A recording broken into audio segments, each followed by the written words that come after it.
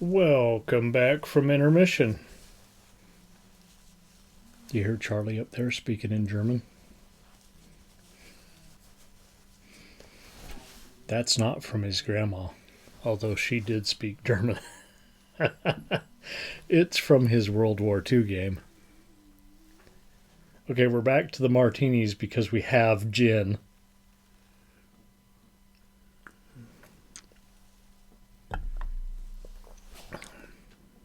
Oh, yeah.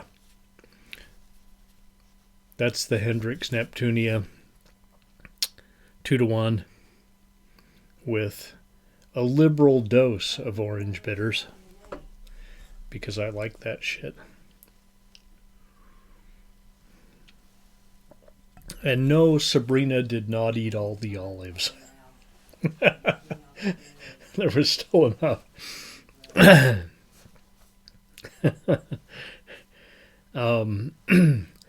And yeah. Okay. Let's march right along with the... So rather than take my clown suit off and look unprofessional in my bozo t-shirt, I turned down the heat. Since I'm roasting anyway. We'll freeze Charlie up there. He'll have to put his blanket on. Okay. Our second feature. You can almost read that.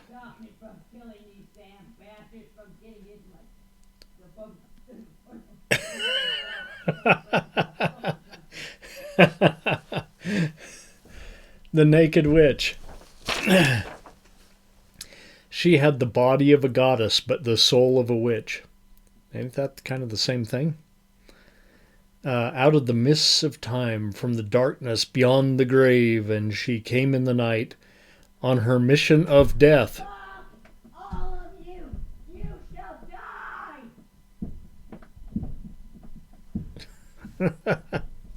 You shall die. Feel the wrath of my... In Eastman color. I don't remember this being color. Maybe it was.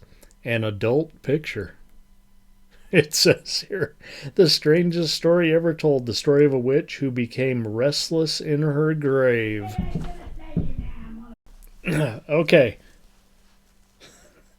This time it wasn't the furnace. Charlie up there just screaming at the top of his lungs at his game. All right. We're on to the movie. The Naked Witch is a 1961. So you're lucky to have color with this kind of a picture. Alexander Enterprises. Directors. Yes, that's right. It took two. Remember when we did Monster A Go-Go? like one guy started it, and like 2 years later, Herschel Gordon Lewis was like, "This is great. I should finish this movie."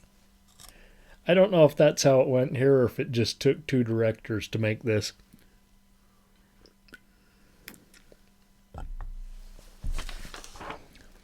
All right. Claude Alexander, who I assume is behind Alexander Enterprise, and Larry Buchanan. Cue bongos. I spelled that wrong. Something Weird Video, one of my favorites, brings us the longest opening sequence in the history of film. A history of witchcraft set to images of Hieronymus Bosch's painting of hell. Finally, about a third of the way through the movie,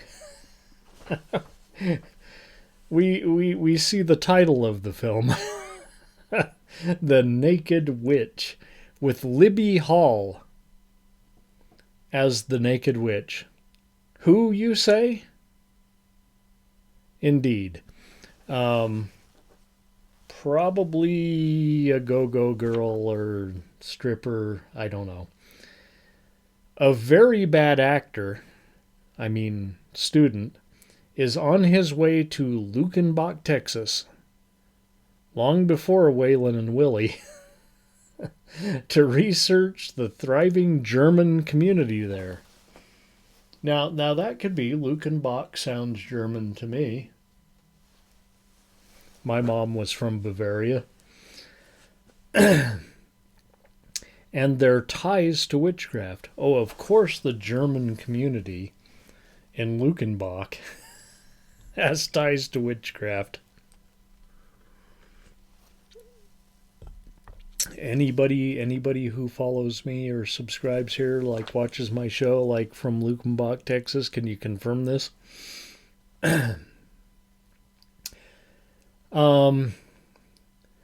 Of course, he is not received well. All the old-timers in this, basically a European town right in the middle of Texas, and I can't confirm this either. I've never seen pictures of Luckenbach, Texas. Think he's trouble.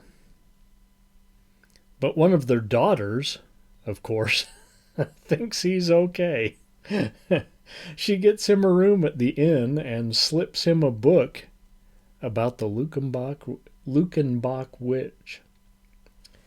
That night he sneaks out and with just a few handfuls of dirt digs up the witch.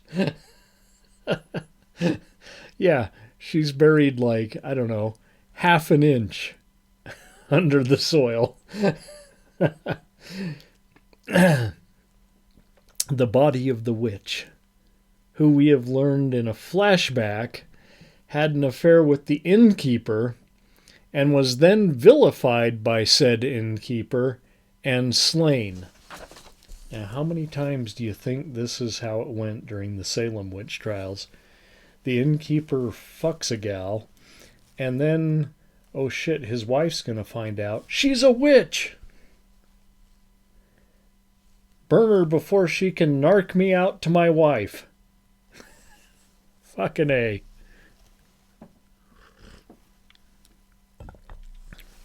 I'm not gonna go off, but the patriarchy.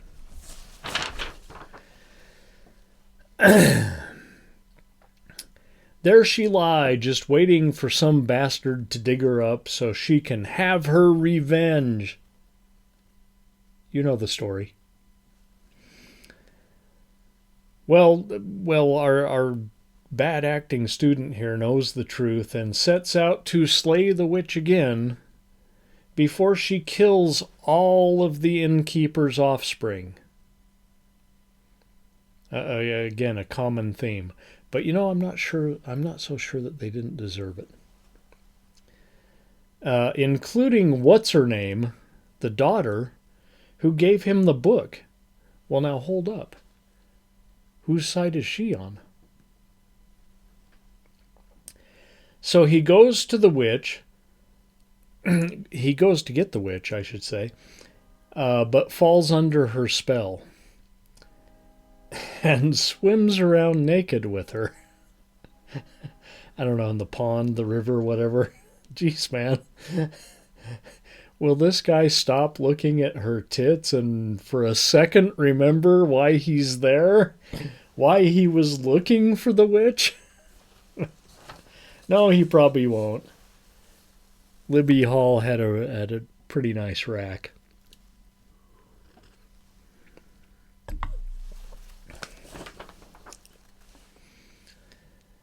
Okay, does it really matter? This was truly an early TNA film. Nonsense story. When you got to the story, horrible writing, shitty acting, the works, I said here. All for a few shots of Libby Hall running or swimming topless. Which, yeah, 1961, that was naked. I think the best thing in this movie was the witch's eyebrows.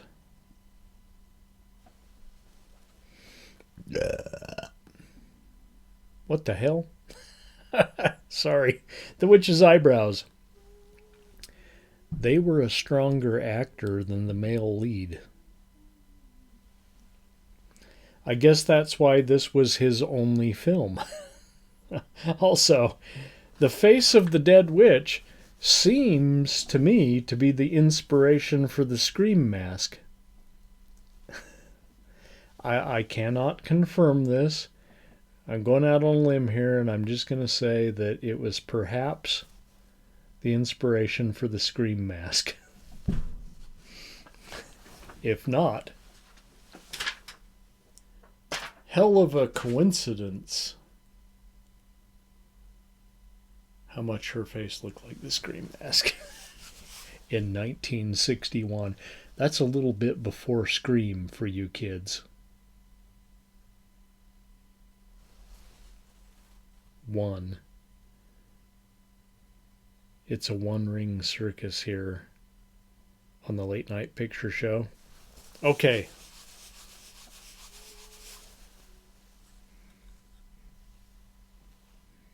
I have a good martini buzz. I might keep this going through editing.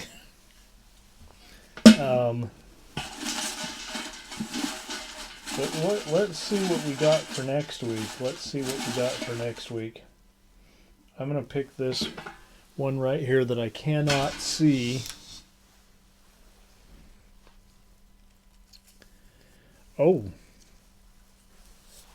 What do you think, Percival? Yes. Yeah, I think so. I think it's time we went way back. We're not talking about the 70s when I was a kid. We are talking about... I believe we're talking about silent pictures here. Oh. Look at that. Maybe I need to settle down. We have the Phantom of the Opera and the Hunchback of Notre Dame.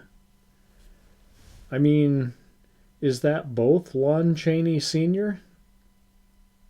It very well may be. But yes, classics. We're going way back. And no, the show won't be silent, but it will be black and white. So come on back next week. It's not going to be a good night. It's not going to be a good night. He did quiet down a little bit, but at least we were able to get through the review.